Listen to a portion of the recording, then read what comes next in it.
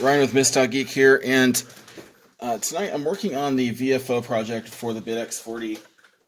But I wanted to share something with you that I've just really been enjoying, and it's actually a product recommendation. I'm fairly careful about making actual here, go buy this product recommendations.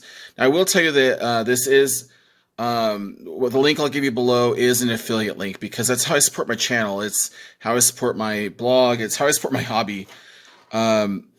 And I'll tell you, for years, I have been using the bare minimum. Probably for, I don't know, well, since I started back in ham radio in 2016.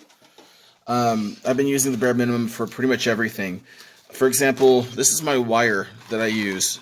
A lot of this is from a Cat5 cable. It's solid conductor. Really thin gauge, like 28 or 30 or something. And then this stuff is from an old CB radio when I did the CB teardowns last year. I saved a lot of stuff, and I've been using them, and they're okay. But I didn't really know what I was missing out on with this wire here. And I'll show you what this is, but first let me explain why I am kind of enamored with it, to be honest.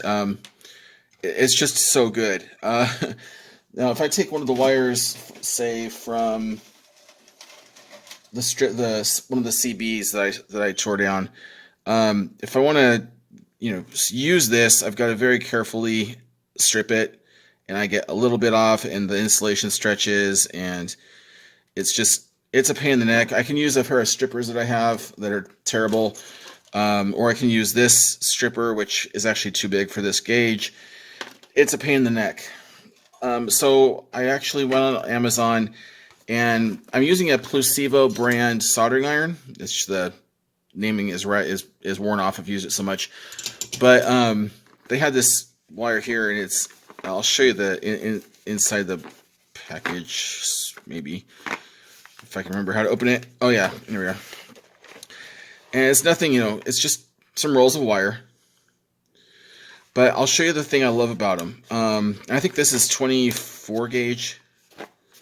You'll see on here 22 gauge hookup wire. And I've been making use of it. In fact, I'm working on the VFO using this wire. And here's what I love about it. And I'm totally cheating here. There's probably better ways to do it. But let's say I want this much insulation off. Bam. And it's nice and flexible.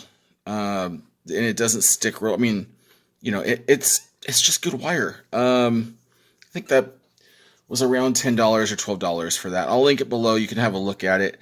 Anyway, it's just a tip for when you're building stuff, you need wire, and I did not know what I was missing until I bought this wire. It's got this silicone jacket, just makes it so good. In fact, I can just sit here and strip all of these with my fingernail in just a moment.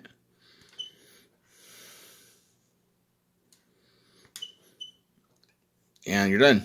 And if you don't have fingernails, then you could use, pretty much anything, a pair of trimmers or whatever, flush cutters. But it's nice and flexible, so I'm probably going to braid this before I solder up the other end. Anyway, just a quick video to show you this product that I think is really great, and I've been needing this for a long time and didn't even know it. So anyway, thanks for watching. I hope this was useful to you.